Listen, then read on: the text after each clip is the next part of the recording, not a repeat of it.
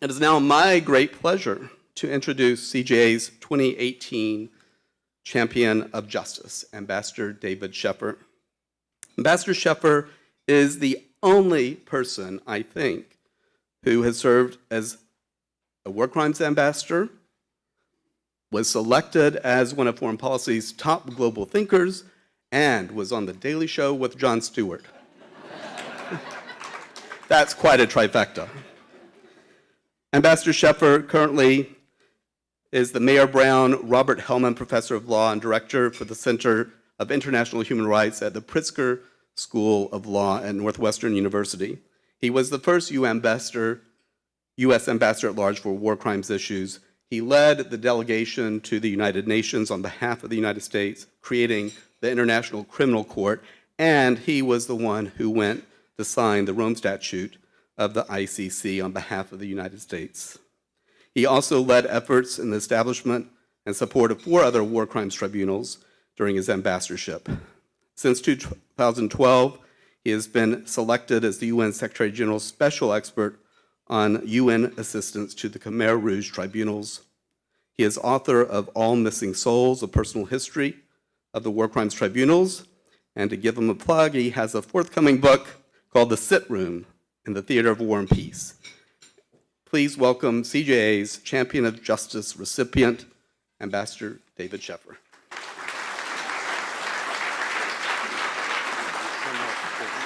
Welcome.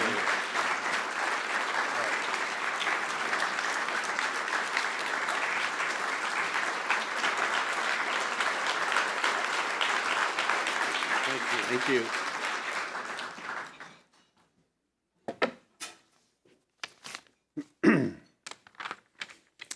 Thank you, Dixon, for that very generous introduction.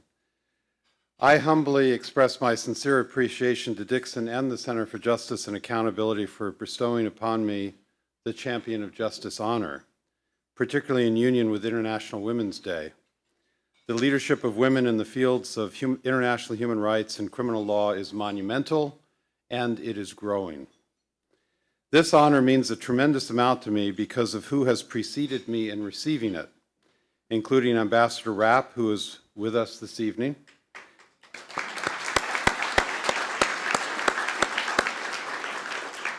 and because of the integrity with which CJA undertakes its pursuit of justice.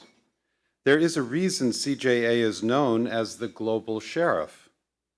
As important, though, is the fact that this award looks to the future.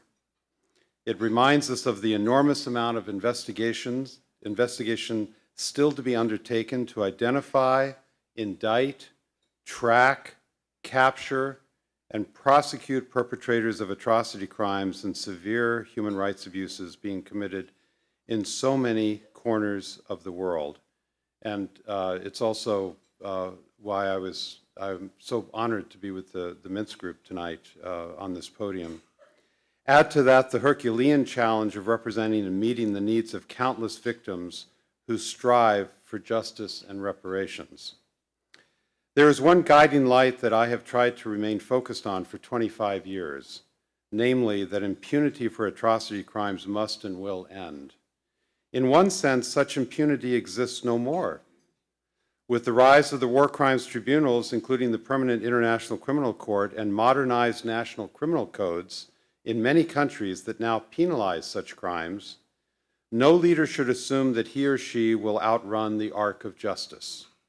CJA, as well as the tribunals and principled governments, are on the hunt.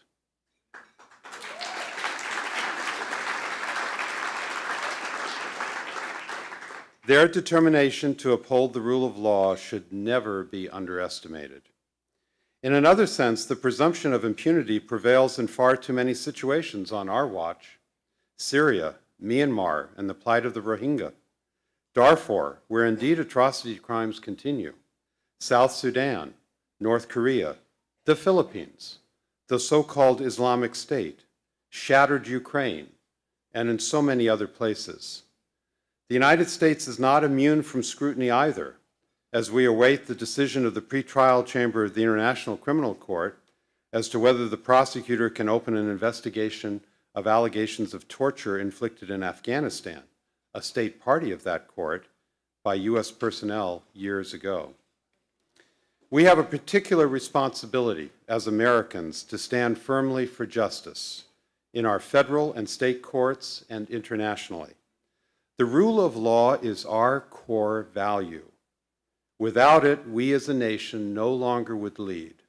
We no longer would uphold what 1,355,000 men and women sacrificed their lives to preserve since the Revolutionary War.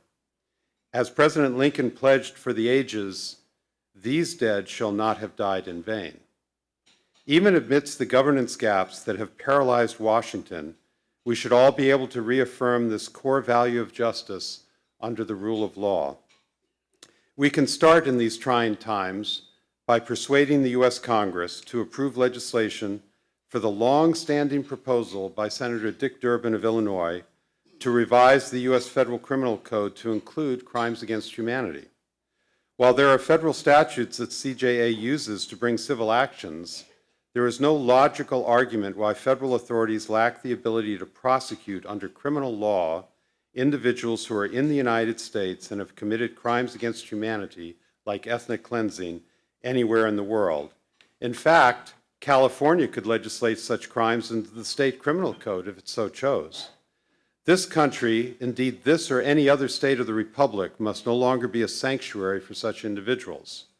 Ultimately, through deterrence, our criminal code should be amended so that such perpetrators no longer enjoy freedom in the United States. Outlawing crimes against humanity deserves the support of our elected officials, regardless of party or whether a lawmaker represents rural or urban America. It should stand as the nonpartisan act of our time. I have a dream.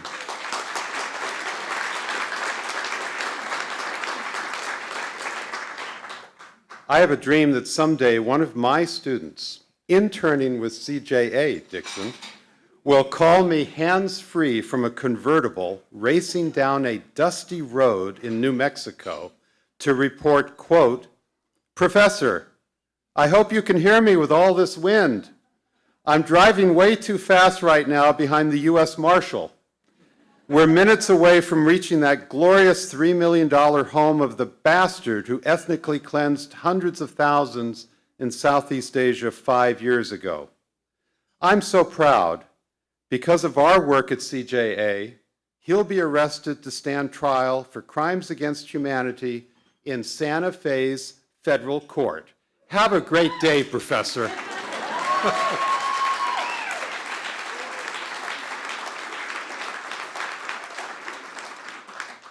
To conclude, I live by two mottos: forge ahead and timing is everything. Let us comply with both missives, particularly in continuing to support CJA and its noble mission.